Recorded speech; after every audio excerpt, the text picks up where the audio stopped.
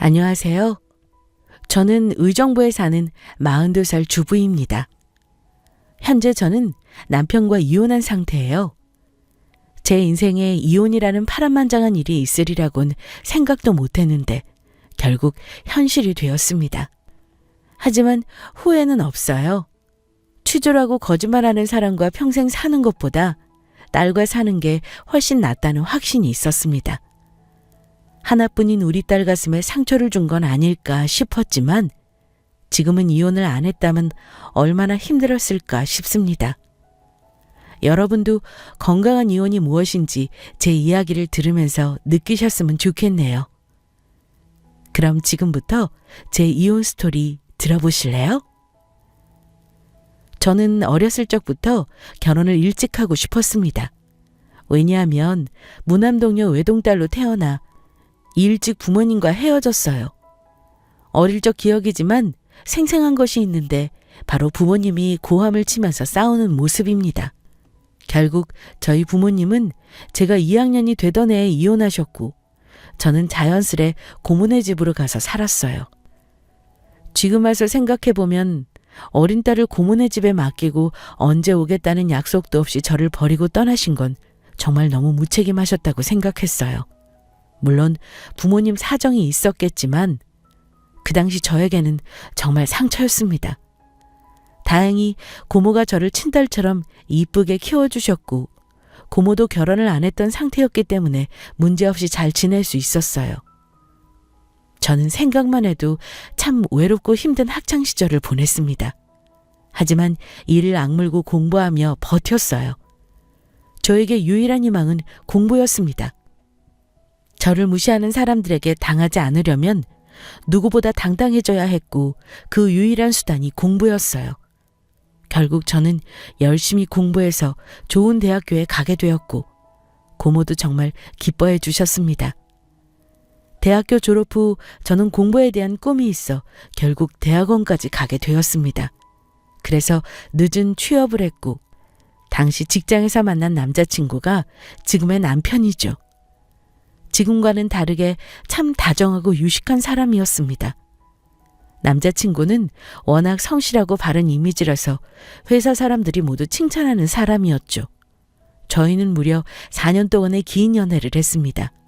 긴 연애를 하면서도 크게 흠잡을 건 없었어요. 그리고 저희는 자연스럽게 결혼하게 되었습니다. 저는 결혼을 하면서 또 하나 기대되는 게 있었어요. 바로 다름 아닌 시어머니였습니다. 남들은 미친 거 아니야? 라고 생각하실 수도 있지만 저는 시어머니가 참 좋았거든요. 그리고 무엇보다 엄마의 손길을 제대로 느껴본 적 없었기 때문에 딸처럼 저를 사랑해 주시는 시어머니에게 늘 고마웠습니다. 결혼하기 전 제가 혼자 자취하는 걸 알고 매번 반찬을 직접 싸주시면서 끼니를 잘 챙겨주셨고 아플 때면 엄마처럼 항상 전화 주시면서 챙겨주셨습니다. 무엇보다 말 한마디를 참 이쁘고 따뜻하게 해주셨어요. 결혼하기 전 시모 집에 찾아뵌 적이 있었습니다. 어머니, 저희 왔어요. 그래, 어서 와라. 우와, 어머님, 이게 다 뭐예요? 우와, 갈비찜에 잡채에 샤브샤브까지. 고생하셨네요. 우와, 진짜 맛있을 것 같아요.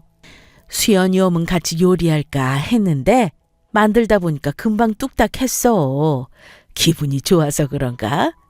뭐 힘든 것도 없었어. 그나저나 정말 꿈 같다.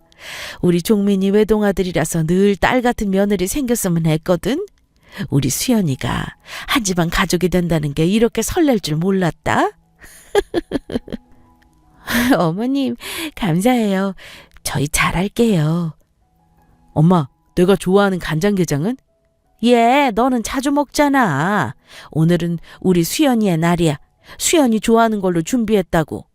치, 누가 보면 수연이가 딸인 줄 알겠어. 당연하지. 우리 수연이가 딸이지 그럼. 난 진짜 며느리라고 생각 안 한다. 내 딸, 내 가족이라고 생각해. 어머님, 잘 먹겠습니다. 감사해요. 시모는 일찍 남편을 하늘나라로 보내시고 남편 그러니까 외동아들 하나만 믿으며 사셨기 때문에 저를 딸처럼 여기고 정말 좋아해 주셨습니다. 하루는 시모가 저만 따로 주말에 부르신 날이 있었어요. 어머님, 저 왔어요. 근데 오빠랑 오지 말라고 신신당부를 하신 이유가 뭐예요? 뭐 맛있는 거 하셨어요? 그게 아니라 이거 받아라. 네? 이게 뭐예요? 용돈이야. 수연이 너 해라. 네? 아니, 이걸 왜... 제 생일 아직도 한참 남았어요. 제가 이걸 어떻게 받아요? 어머님 쓰셔야죠. 제가 이걸 왜... 아니야. 내가 조금 들어놓은 게 있는데 마침 만기가 됐어. 크지는 않지만 이자가 그래도 꽤 괜찮더라고.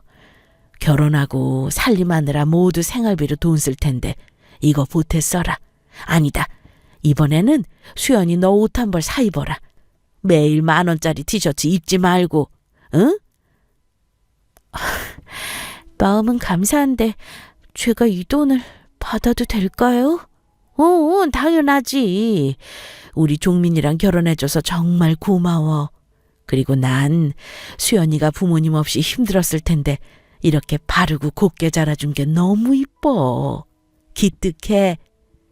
수연이가 내 딸이지 뭐. 종민이는 내가 따로 챙길 테니까. 알겠지? 이건 여자들끼리 비밀이야. 쉿! 알겠지? 네, 어머님. 감사히 잘 받을게요. 이번에는 어머님 말씀대로 이쁜 옷 한 벌 사 입을게요. 제가 더 잘할게요. 그래. 지금도 잘하고 있어. 진짜 시모는 거의 엄마나 다름없었습니다. 저도 그 뒤에 마음을 확 열게 되었고 남편이 없는 날이나 명절이 아닌 평범한 날에도 시모 집에 가서 맛있는 요리도 해먹고 재밌게 놀다가 왔습니다. 참 행복했어요. 시모랑 엄마처럼 지낼 수도 있구나 하며 스스로 놀라웠습니다. 그리고 그 즈음 저는 아이를 임신하게 되었어요. 격경사가 찾아온 기분이었습니다. 늦게 임신해 노산이라 걱정이 많았는데 시모 덕분에 편안한 마음으로 임신 기간을 지낼 수 있었습니다. 배가 부른 저를 위해 요리도 직접 자주 해주셨고 인부복도 이쁜 게 많다면서 백화점에서 이쁜 옷도 따로 사주셨거든요. 그런데 아이를 낳고 딱 1년. 아기 돌이 지나고 난 이후 그때부터 남편이 이상해지더라고요. 다 잡은 물고기라고 생각을 한 건지 아니면 저한테 벌써 권태기가 온 건지 모르겠는데 사람이 좀 퉁명스럽다고 해야 할까? 좀 그랬습니다. 오빠, 이번 주 또 나가? 아니, 낚시 다니는 건 좋다 이거야. 근데 자고 오는 사람이 어딨어? 뭘 어딨어, 여기 있지. 야, 다른 부부들 사는 거 봐봐. 요즘 캠핑하는 거 유행인 거 몰라? 남들은 아내가 오히려 나가라고 하더라. 오빠, 우리 아람이 이제 돌 지났어. 이때가 한창 이쁜 거 몰라? 알지. 야, 근데 누가 그러더라. 부모가 행복해야 자식도 행복하다고. 내가 뭐 맨날 나가냐? 지난주에는 내가 아기 봤잖아. 고작 그 20분 놀아준 거? 야, 고작이라니. 그리고 아직 말도 못하는 아기랑 그럼 뭐라고 노냐? 그리고 어차피 지금 잘해봤자 소용없어. 애는 기억도 못할 텐데. 그냥 적당히, 뭐든 적당히 잘해주고 밥 안 굶기고 예의 바르게 그렇게 키우면 돼. 너도 너무 유난 떨지 마. 오빠, 그게 아빠가 할 소리야? 어차피 기억 못할 테니 그럼 대충 키우라고? 참나, 기가 막혀서. 그럼 뭐하러 아기를 낳았어? 매일 놀아달라는 말은 아니야. 그런데 가족과의 시간도 필요하지 않아? 그리고 나 아기 낳고 경력 단절돼서 맨날 집에 있는 거 몰라? 그러게, 운전 좀 배워두지 그랬냐? 어휴, 맨날 내가 그렇게 운전 좀 미리 해두라니까 넌 뭐 나 없으면 어쩌려고 그러냐? 오빠, 나 대학 때 교통사고 나서 운전 트라우마 있는 거 몰라? 내가 뭐 일부러 운전 안 해? 그리고 아기 봐주시던 이모님도 다음 주에 사정 생겨서 그만두신대. 야, 그래, 잘 말했다. 아기 낳고 엄마들 다 혼자 해. 그동안 너가 복에 겨웠던 거지. 우리가 뭐 부자냐? 이모님을 쓰게? 오빠 진짜 이럴 거야? 나 몸 안 좋아서 이모님 부르는 거 잊었어? 게다가 오빠가 이모님 먼저 부른 거잖아. 일주일에 이틀, 3일은 편하게 쉬면서 육아하라고 나한테 말했잖아. 참나, 내가 떼써서 이모님 부르자고 한 것처럼 덮어 씌워? 그리고 솔직히 오빠도 육아 많이 도와주겠다고 했잖아. 근데 평일에 회식한다고 매번 늦고 주말에 낚시한다고 외박하고 이게 말이 돼? 네, 맞습니다. 저는 선천적으로 몸이 좀 약한 편이에요. 엄살이 아니라 진짜 좀 체력이 약합니다. 빈혈도 있고 저혈압도 있어서 특히 아이 낳은 후 의사도 절대 안정을 취하라고 했고요. 그래서 임신 초 남편이 저에게 주는 선물로 평일 이틀 정도는 이모님 도움을 받으라고 돈도 두둑히 챙겨주었거든요. 물론 남편에게 정말 고마운 일이죠. 그런데 마치 제가 남편에게 떼써서 이모님을 부르자고 한 사람처럼 덮어 씌우는 게 너무 짜증이 났어요. 야, 아무튼 이모님은 이제 부르지도 마. 너 빈혈? 그것도 솔직히 죽을 병 아니잖아. 너무 요란스럽게 그러지 좀 마. 차라리 잘 됐네. 이모님 아예 쓰지 말자. 알겠지? 그래, 이모님은 그렇다 쳐. 근데 요즘 주말마다 왜 이렇게 나가? 너무한 거 아니야? 바람 펴? 아이씨, 또 왜 바가지 긁어? 시끄러워. 버럭 남편은 화를 내더니 집을 나가더라고요. 아기를 낳은 후 남편은 확실히 달라졌습니다. 그때부터 저는 시어머니에게 더 의지했던 것 같아요. 하지만 그때까지만 해도 남편이 바람을 피울 거라는 건 정말 상상조차 못했습니다. 여보세요? 수연이 뭐하니? 내일 아람이 데리고 놀러와. 내가 맛있는 거 해줄게. 종민이는 집에 있어? 어머, 너 왜 울어? 죄송해요, 어머님. 저 산후 우울증인가 봐요. 이상하게 다 짜증나고 속상하고 막 그래요. 오빠가 요즘 좀 달라진 것 같아요. 아유, 종민이 이 자식 내가 가만두면 안 되겠다. 아니에요, 어머님. 어머님이 워낙 편하고 그래서 별소리를 다 했네요. 오빠 너무 뭐라고 하지 마세요. 아기가 이제 막 돌이 지났는데 남편이 밖으로 싸돌아다니고 내가 키웠지만 참 이기적일 때는 정말 이기적이야. 옛날에도 학창시절에 내가 항상 도시락 싸주면 고맙다는 말도 안 하고 식탁에 두고 갔던 녀석이야. 반찬이 부실해서 창피하다나? 암튼 수연아, 울지 말고 집에 와서 밥 먹어라. 마음이 헛헛할수록 밥을 잘 먹어야 하는 거야. 어서 건너와라. 시모집과 신혼집은 한 정거장 차이였습니다. 그래서 아이와 함께 시모집에 갔어요. 그런데 한창 밥을 먹고 쉬고 있는데 부엌으로 걸어가던 어머님이 벼랑간 중심을 잃고 쓰러지셨습니다. 정말 가슴이 쿵 하고 내려앉은 게 어떤 기분인지 제대로 느꼈죠. 너무 당황스러웠지만 119를 불렀고 결국 어머님은 응급실로 실려가셨습니다. 아이를 업고 병원에 가는 그 길이 너무 외롭고 속상하더라고요. 남편과 싸운 날이라서 더 그랬던 것 같았습니다. 병원에서 안정을 취하자 다행히 시어머니는 깨어나셨어요. 남편에게 전화를 10통이나 했지만 받지 않았습니다. 정말 서러웠어요. 나중에 의사소견에 의하면 시모는 기립성 저혈압이라고 하더라고요. 알아보니 고혈압보다 더 무서운 게 기립성 저혈압이라고 했습니다. 기립 시에 혈압이 낮아지고 어지럽고 때로는 실신하게 되는 상태까지 온다고 했어요. 어머니, 참만 다행이네요. 응, 그래. 진짜 나도 아까는 순간적으로 기억이 안 나더라. 어머니, 솔직히 말해보세요. 이번에만 이런 거 아니시죠? 의사 선생님이랑 상담해보니까 꽤 저혈압이라 이런 상태가 꽤 오래된 것 같다 하시는데 왜 말씀 안 하셨어요? 사실 얼마 전에 침대에 내려오다가 휙 쓰러져서 한참을 바닥에 앉아 있었어. 그래도 그때는 시신하고 이 정도는 아니었는데 에휴. 어머니, 진짜 이거 조심하셔야 해요. 정말 큰일 날 뻔하셨어요. 만약 제가 집에 없었으면 어머니 제대로 시간 안에 치료 못 받으셨을 거예요. 일단 충분한 물을 드셔야 한대요. 그리고 요즘 보니까 짜게 드시던데 또 갑작스럽게 일어나는 것도 피해야 하고요. 내가 잘 챙겨볼게. 안 되겠다, 어머님. 저희 집에 들어오세요. 마침 이모님도 안 계셔서 방 하나 남아요. 그리고 아람이가 할머니 오죽 좋아해요? 뭐? 아니다. 에이, 그래도 신혼집에 내가 사는 건 말이 안 된다. 어머님, 그럼 어머니 이렇게 갑자기 휙 쓰러지는 건 말이 되고요? 제 눈앞에서 어머님 쓰러지는 걸 보고 발 뻗고 편히 잘 수 있겠어요? 결국 시몬은 집으로 들어와 살게 되었습니다.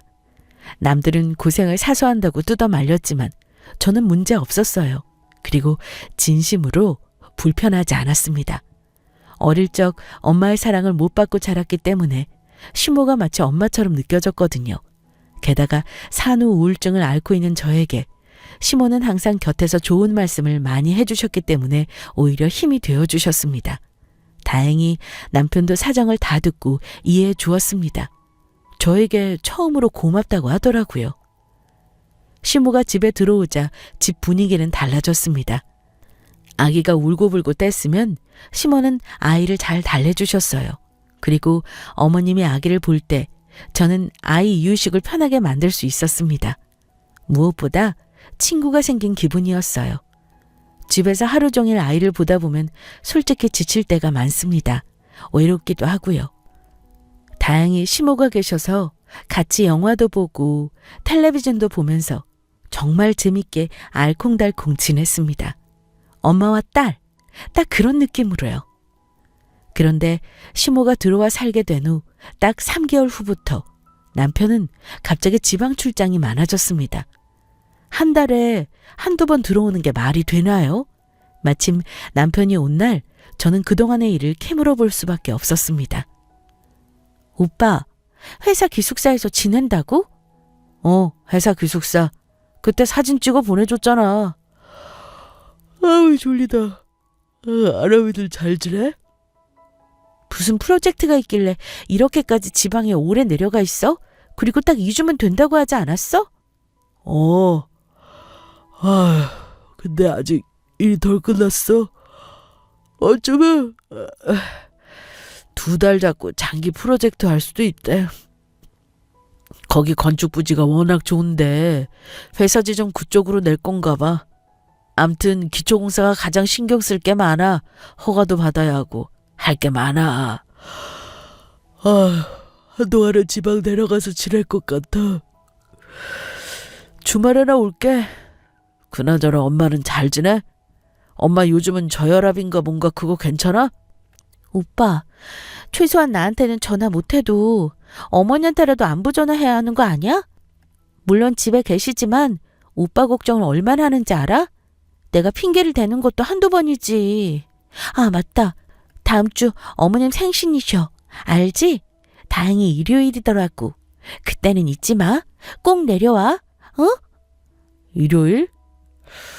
26일이네? 아이씨, 안 되나. 왜 또? 그날 근무 없잖아. 급한 미팅이 그때 딱 잡혔어. 진짜야? 그럼 25일, 토요일 잠깐이라도 내려와. 같이 밥 먹자. 간만에 스테이크 좀 썰자. 어머니 용돈도 드리고, 25일 그 전날에도 바빠. 나 진짜야. 오빠, 내가 진짜 오빠 회사 일하는 거에 간섭 안 하는 거 알지? 그런데 이번에는 진짜 회사에 한마디 해야겠어. 참나, 주말까지 일하고 오빠가 얻는 게 뭐야? 그리고 25, 26일 날 안 되는 거 맞아? 그냥 어떤 시간이든 되는 날이 있기는 해? 오빠, 나 진지해. 아람이 이제 걷게 되면 한창 이쁠 때야. 나도 남들처럼 사진도 찍고 아기 데리고 놀이동산도 가고 그렇게 평범하게 살고 싶어. 야, 평범하게 살면 돈이 땅에서 나오냐 하늘에서 떨어지냐? 다 내가 있으니까 너랑 아람이 잘 먹고 잘 사는 거 아니야? 남편은 늘 이런 식이었습니다. 너희들을 위해 내가 돈을 번다. 너희들을 위해 희생한다. 그러니까 참아라. 난 잘못 없다. 늘 이런 식의 대화 패턴이었죠. 하지만 제가 바라는 건 돈을 많이 벌어다 주는 남편도 아니고 주말마다 일하는 남편도 아니었습니다. 그저 가족끼리 평범하게 밥 먹고 놀고 여행 다닐 수 있는 평범한 아빠가 되어주기를 바란 것뿐인데 제가 철없는 소리하는 아내라면서 남편은 매일 핀잔을 주었어요. 말이 도저히 통하지 않았습니다. 그 후 남편은 2주 만에 집에 왔어요. 마침 딱 주말 오후에 잠시 친구랑 술 약속이 잡혔다면서 기분 좋게 나가더라고요. 대학교 동창이라면서 오랜만에 한껏 꾸미고 나가길래 의심이 되긴 했어요. 그런데 남편이 나간 후 안방 침대 베개 밑에서 진동 소리가 들렸습니다. 알고 보니 남편이 핸드폰을 두고 나갔더라고요. 원래 남편 핸드폰은 절대 보지 않는 타입인데 이상하게 그날따라 카톡하고 울리는 그 소리가 신경에 쓰였습니다. 그런데 바닐라라고 이름이 저장되어 있는 수상한 카톡을 보게 되었고 저는 경악을 금치 못했습니다. 그 바닐라라는 사람은 남편을 오빠라고 부르더라고요. 그리고 내용을 계속 올려다보니 어머님 생신인 26일 그때 약속을 마침 잡았고 둘은 밥을 먹기로 했더라고요. 중간중간에 내용이 끊기는 걸 보니 남편이 스스로 내용 삭제하기 기능을 사용해 은밀하게 내용을 가리고 있었습니다. 정말 기가 막히고 코가 막혀서 웃음도 안 나오더라고요. 갤러리에 들어가 보니 그 여자와 찍은 사진도 여러 장 있었습니다. 바람도 치밀한 사람을 핀다고 하던데 그 이야기가 딱 맞았어요. 어차피 들킬 거짓말, 이렇게 허무하게 들통이 날 줄 상상도 못했을 것 같았어요. 제가 충격에 휩싸여 있을 때 부엌에는 시모가 계셨고 아기는 버젓이 거실에서 장난감을 가지고 놀고 있었습니다. 저는 순간 엄청난 걸 봤다는 생각에 손이 덜덜 떨리더라고요. 하지만 차마 이 이야기를 시어머니에게 말씀드릴 수 없었습니다. 안 그래도 저혈압 때문에 힘드신데 괜히 스트레스를 주고 싶지 않았거든요. 그리고 5분 후 남편이 불이 났게 핸드폰을 찾으러 집에 다시 왔습니다. 아니나 다를까 핸드폰이 제 손 안에 있는 걸 보고 소리를 치고 난리를 피우더라고요. 뭐야, 이걸 왜 당신이 가지고 있어? 아이씨. 핸드폰 가지러 온 거야? 참나. 그러게 안 하던 짓을 해? 아 몰라, 이리 줘. 남편은 숨기는 게 분명히 있는 눈치였습니다. 그리고 결국 그날도 밤 12시가 다 되어서야 들어왔죠. 저는 일부러 모르는 척했어요. 그리고 조금씩 증거를 모아 제대로 터뜨려야겠다고 생각했습니다. 그런데 생각보다 남편은 허술하기 짝이 없었습니다. 핸드폰 패턴을 비밀번호로 바꾸었길래 이상해서 다시 풀어봤더니 0000으로 비번을 바꾸었더라고요. 남편의 핸드폰을 보는 건 정말 마지막 자존심이었는데 도저히 못 참아졌습니다. 오빠라고 부르는 낯선 여자의 카톡을 본 이상 저도 이대로 가만두고 볼 수는 없었거든요. 남편의 핸드폰은 정말 시한폭탄과도 같았습니다. 그동안에 나누었던 카톡들을 모두 캡처해서 저에게 보내두었죠. 그리고 들여다보니 남편은 그 상간녀와 교류한 걸 들키지 않기 위해 커플 메신저 어플로 따로 소통하고 있었습니다. 누가 봐도 딱 연인 사이였죠. 저는 조용히 그리고 은밀하게 증거자료들을 모았습니다. 제가 그때 남편 문제로 워낙 신경이 너무 예민하고 스트레스를 받았는데 시어머니는 바로 눈치를 채시곤 저를 걱정하셨습니다. 얘야 수연아, 이번 주에는 종민이 온다고 해? 요즘 많이 바쁘네? 아, 네. 이번 주에는 오겠죠. 수연아, 근데 너 요즘 왜 그러냐? 도통 입맛도 없는 것 같고 괜찮은 거야? 어디 아파? 너는 내 며느리이자 딸이야. 알지? 이 시어미한테 거짓말하거나 그러지 말고 힘든 일 있으면 언제든 말해. 알겠지? 그리고는 어머님이 저를 꽉 껴안아 주시는데 눈물이 나는 걸 참느라 미치는 줄 알았습니다. 하지만 저는 어머님께 남편이 바람 피우는 이 사실을 차마 말씀드릴 수 없었어요. 그러다 하루는 말도 없이 금요일 저녁 늦게 집에 남편이 온 날이 있었어요. 분명 주말에 못 온다고 했는데 웬일로 금요일 저녁 퇴근하고 올라와 집 근처에서 친구와 술 한 잔을 마신 모양이더라고요. 술이 한껏 취해서는 저에게 고래고래 소리를 쳤습니다. 야, 김수연, 나와. 당장 나와, 이씨. 서방님 말을 무시하냐, 너? 아우, 술 냄새. 동네 창피하게 왜 이래? 어서 들어와. 남편은 고주망태가 되어서는 아파트가 떠나갈 정도로 소리쳤어요. 12시가 넘은 시간이라 가족들은 모두 일찍 잠이 들었습니다. 어머니랑 아람이 모두 자. 쉿, 조용히 하라고. 야, 너가 뭔데? 너가 뭔데 이래라 저래라 하는 거야, 어? 언제 왔어? 이번 주말 못 온다고 하지 않았어? 야, 김수연, 내 말 잘 들어. 너 다 알고 있지? 뭐가 갑자기? 남편은 저를 추궁했습니다. 자기가 바람핀 사실을 고백하려는 모양이었어요. 내가 모를 것 같냐? 요즘 너 내 핸드폰 자주 보더라. 내가 모를 것 같았냐? 그래, 어차피 알게 될 사실이니까 내가 말해준다.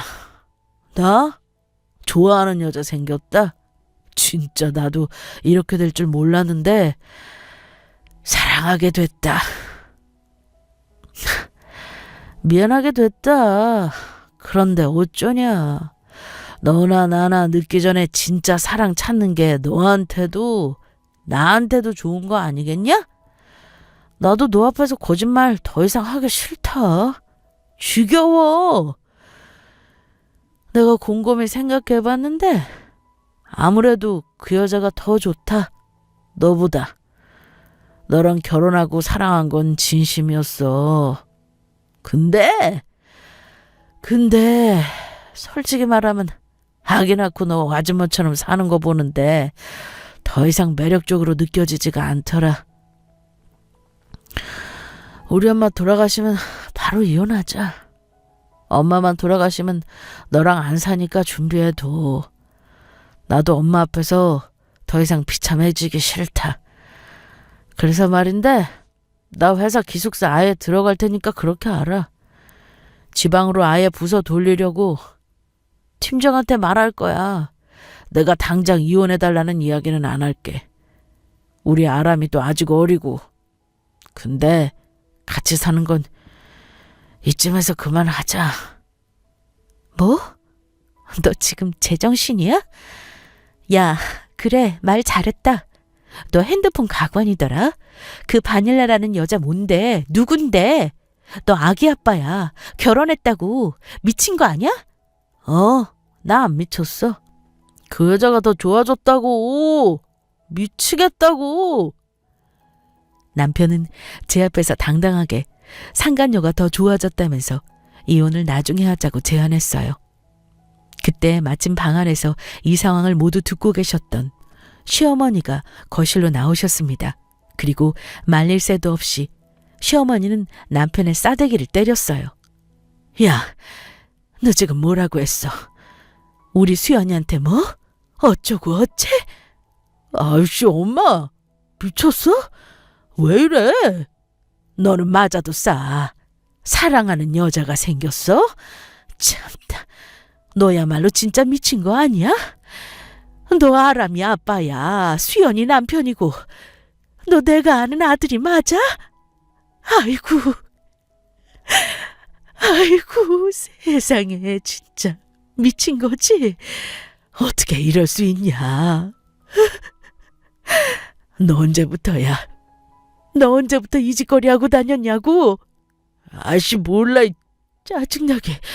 엄마가 무슨 상관이야. 그럼 내가 좋아하지 않는 사람이랑 평생 살라는 거야? 엄마는 누구 편이야? 야, 이놈아. 여기에 편이 왜 나와? 너 진짜 아직도 철이 안 들었구나. 아이고. 내가 자식을 잘못 키웠어. 아이고. 어머님은 목 놓아 우시면서 연신 저에게 미안하다고 사과하셨습니다. 그리고 기립성 저혈압 증상이 심해지셨는지 어지러움을 호소하시며 다리가 풀려 그만 그대로 소파 쪽으로 넘어지셨어요. 저혈압은 특히 스트레스를 받으면 위험한 병이라 끝까지 시모에게는 남편의 바람피는 사실을 숨겼는데 이렇게 남편의 바람피는 사실이 허무하게 금방 들통이 나버리는 게 정말 속상했습니다. 하지만 남편이라는 사람은 그 와중에도 이혼 타령을 하더라고요. 저는 그때 느꼈습니다. 이 사람과는 못 살겠다는 사실을요. 그리고 한 달이 지났고 남편은 결국 짐을 싸서 나갔습니다. 그 상간녀와 편하게 사랑을 하면서 살겠다면서 자기를 미워하지 말라고 하더라고요. 게다가 시어머니한테는 전화 한 통도 없이 그냥 나가버렸습니다. 정말 불효도 그런 불효가 없었어요. 저도 거의 반포기 상태로 지냈습니다.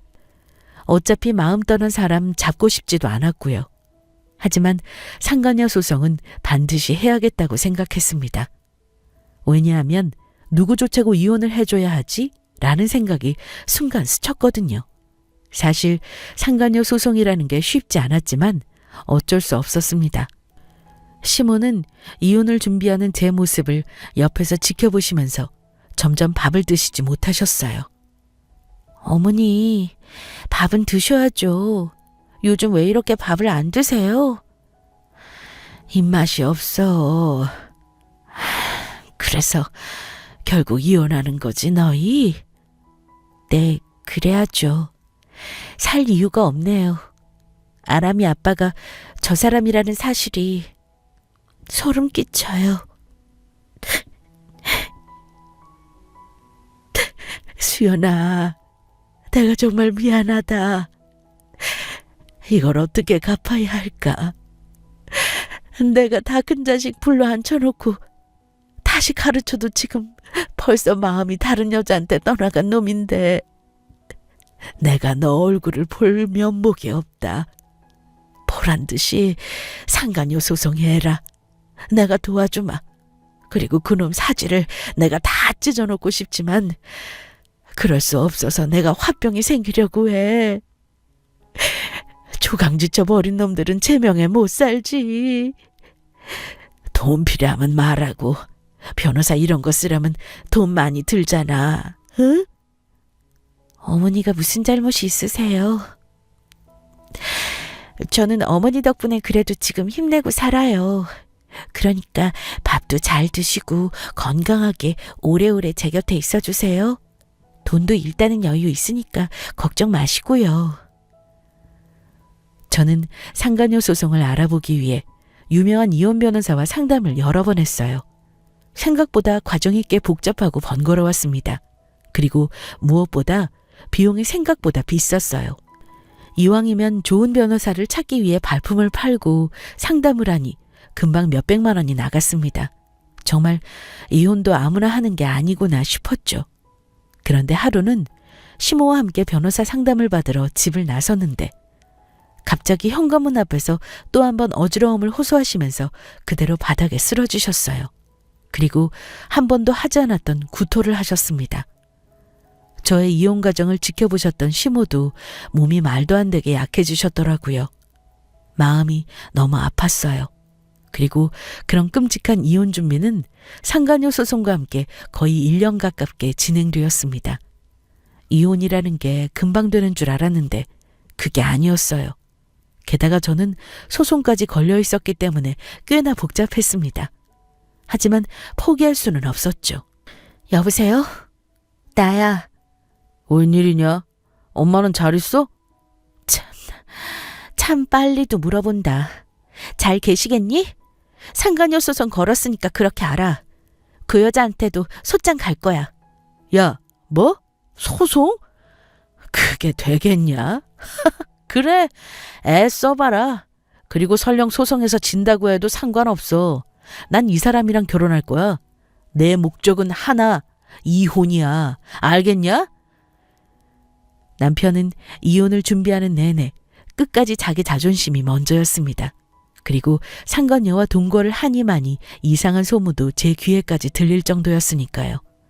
정말 막장 쓰레기로 변했지만 본인만 그걸 모르는 것 같았습니다. 정말 여자한테 미치면 이렇게 되는구나를 제대로 보여주었어요. 저놈이 어디가 좋다고 결혼했는지 스스로가 한심스러웠습니다. 그런데 벼랑간 하늘이 무너지는 사건이 일어났습니다. 안 좋은 일은 어떻게 이렇게나 연달아 일어날 수 있는지 이해가 가지 않았어요. 갑자기 시모가 하늘나라로 가게 되었습니다. 정말 한순간의 일이었어요. 기립성 저혈압이 워낙 심하셔서 밖에 자주 안 나가시는데 하필이면 그날 하루는 동네 친구를 만난다고 나가신 날이 있었습니다. 그때 말도 안 되게 교통사고를 당하셨던 거죠. 진짜 교통사고는 남의 일이라고 생각했는데 그런 끔찍한 일이 저에게도 일어나더라고요. 사고는 정말 한순간이었고 가해자도 일부러 그런 건 아니었기 때문에 정말이지 누구를 원망해야 하나 싶었습니다.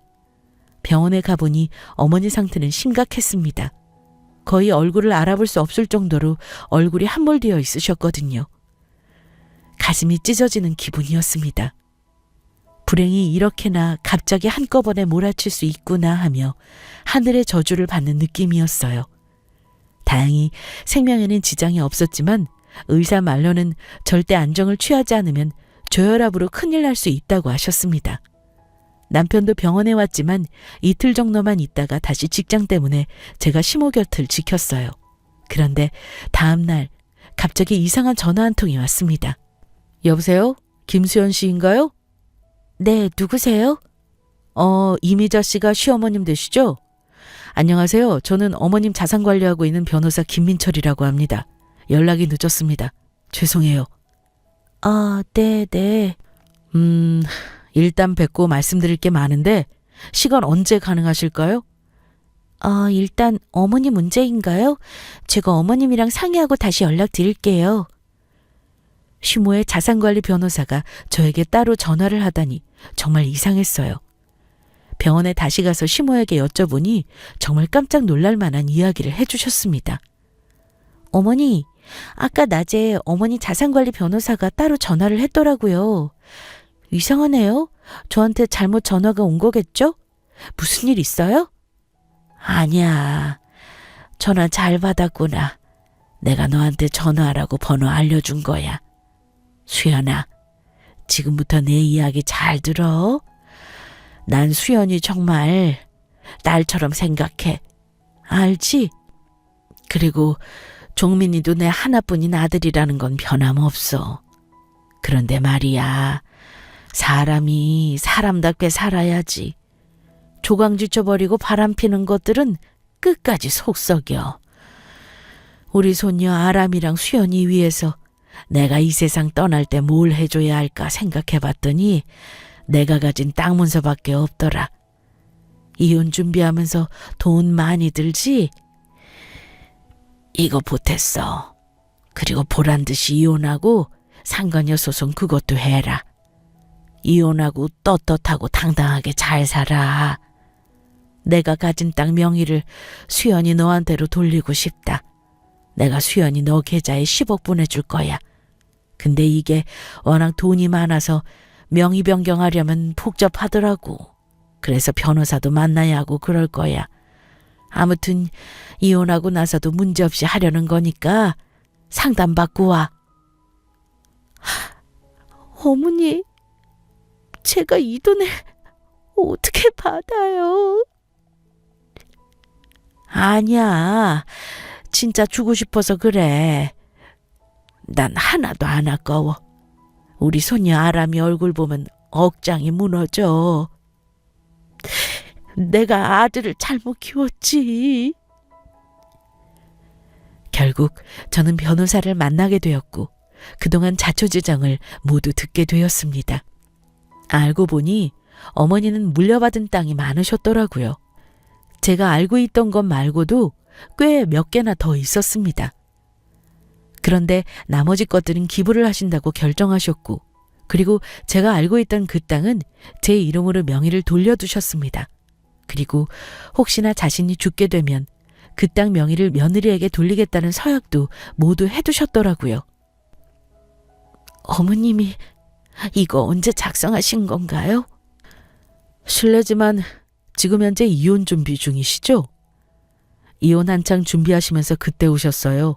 본인이 며느리한테 미안하고 한스럽다면서 줄 게 땅밖에 없다고 하셨습니다.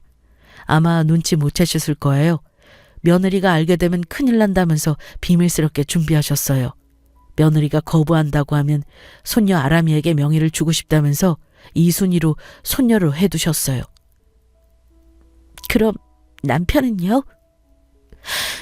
그래도 직계가족이 먼저 아닌가요? 네, 통상 그렇게 생각하시는데요. 이렇게 본인이 직접 죽은 후에 누구에게 물려주고 싶다고 공인을 해두면 또 문제가 달라집니다. 이건 이혼하게 되시더라도 며느님 또는 손녀분 명의로 땅은 가지게 되실 거예요. 법적으로 문제 생기지 않게 미리 준비하신 부분입니다. 저희만 믿으세요. 그리고 전 남편분 앞으로는 현재 어머니가 살고 계셨던 그 아파트 한 채는 남겨두시겠다고 하셨어요. 네. 정말 감사합니다. 그리고 저는 결국 어머님이 주신 그 10억 땅에 대한 명의를 받아들였어요. 남편에게 할 수 있는 유일한 복수라고 생각했고 시어머니께서 저에게 주신 선물이라는 생각으로 감사하게 받기로 결심했습니다. 하지만 이혼 과정에서 이 사실을 알게 된 남편은 난리가 났어요. 법정에서 저를 때리려고 손도 올리고 난리도 아니었습니다. 심지어 제가 시모를 협박해서 이 사단이 난 거라면서 저를 음해하고 못살게 굴었어요. 하지만 명백한 증거가 있었고 시어머니는 아들이 바람핀 순간부터 천천히 이 계획을 하고 계셨기 때문에 문제될 건 없었습니다. 그런데 3개월 후 끔찍한 일이 생겼습니다. 갑작스레 시모가 심장마비로 세상을 떠나셨어요. 워낙 스트레스를 많이 받으셨고 제가 이혼 준비를 하는 과정에서 어머니는 식음을 전폐하실 정도로 힘들어 하셨거든요. 어머니, 엄마, 이렇게 가버리시면 전 어떡해요? 제 생애 처음이자 마지막 엄마 같았던 시모가 갑자기 그렇게 하늘나라로 떠나자 저는 이제 의지할 사람이 없었어요. 정말 절망적이었습니다. 코로나 때문에 장례는 간단하게 진행했어요. 빌어먹을 남편 놈도 3일 내내 상을 같이 치루었습니다. 상을 치르는 동안 저는 남편과 눈도 마주치지 않고 대했어요. 정말 같은 공간에 있다는 사실 자체만으로도 소름이 끼치고 더러웠습니다. 갑작스런 이별은 저를 더 힘들게 하더라고요. 하지만 딸 아람이를 위해서라도 저는 포기할 수 없었습니다. 그리고 먼저 안타깝게 세상을 떠나진 시모를 위해서라도 저는 더 힘을 내야겠다고 다짐했죠. 시모가 떠난 지 한 달이 지나고 저는 유품 정리를 했습니다.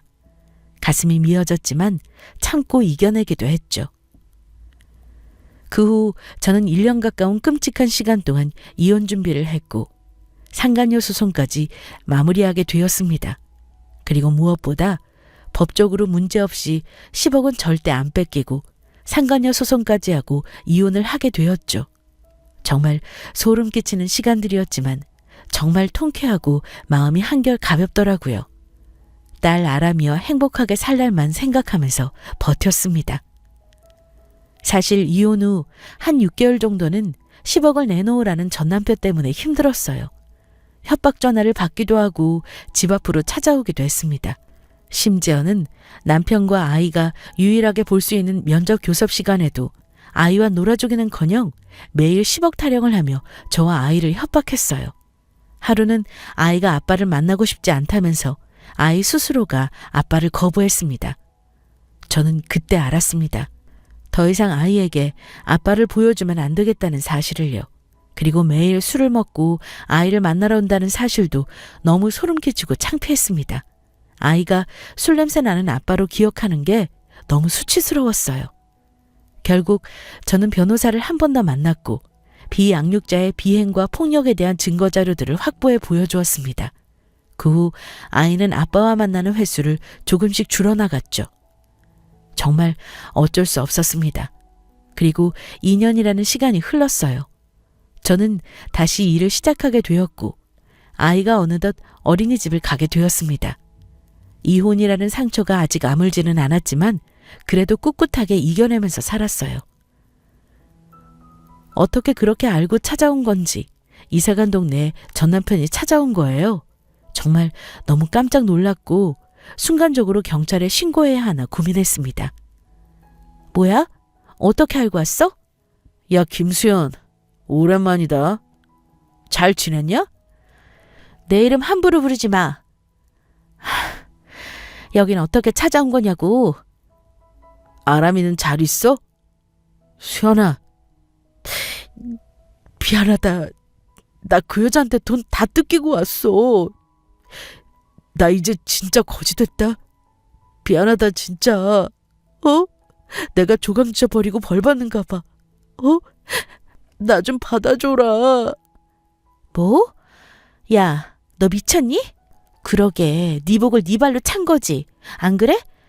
시어머니가 오빠 부를 때 매번 했던 말 기억나? 사랑하는 아들이라고 부르셨잖아. 오빠는 어때? 어머니한테 떳떳하고 당당한 아들이야? 살아생전에 어머니한테 효도했어? 못했지. 그러니까 내가 이렇게 후회하고 너한테 용서를 비는 거 아니야. 어머니 이제 세상에 안 계시니까 얼굴도 볼 수 없고 효도도 할 수 없잖아. 효도라는 게 그런 거야. 살아계실 때 제대로 못하면 돌아가시면 어찌할 방법이 없다는 거. 그래서 있을 때 잘하는 말도 있잖아. 오빠도 마찬가지야. 다시는 내 앞에 나타나지 마. 난 이미 끝났어. 아람이랑 나는 아빠 같은 거 이 세상에 없다고 생각할 거니까. 알겠어? 그리고 더러운 그 얼굴 다시는 내 눈앞에 보이지 마. 역겨우니까. 저는 남편 눈을 똑바로 쳐다보며 경고를 날렸습니다. 그리고 혹시 몰라서 집도 이때쯤 이사를 했어요. 아이에게 혹시나 피해가 가지 않을까 노심초사할 바에는 아예 피하는 게 상책이라는 생각이 들었거든요. 여러분, 똥은 무서워서 피하는 게 아닙니다. 그냥 더러워서 피하는 거죠. 여러분도 현재 똥 같은 인간관계를 맺고 계신가요? 그럼 피하세요. 그게 상책입니다. 저는 현재 남자친구도 생겼어요. 일하면서 자연스럽게 만났습니다. 딸 아람이를 진심으로 좋아해주고 저를 아껴주는 사람이죠. 천천히 일단 연애부터 해보려고 합니다. 사랑만 하고 살기에도 우리 인생은 짧으니까요. 여러분도 사는 동안 마음껏 사랑하면서 살아가세요. 후회 없는 인생은 스스로가 만드는 것 같아요. 그럼 지금까지 제 이야기 들어주셔서 감사합니다.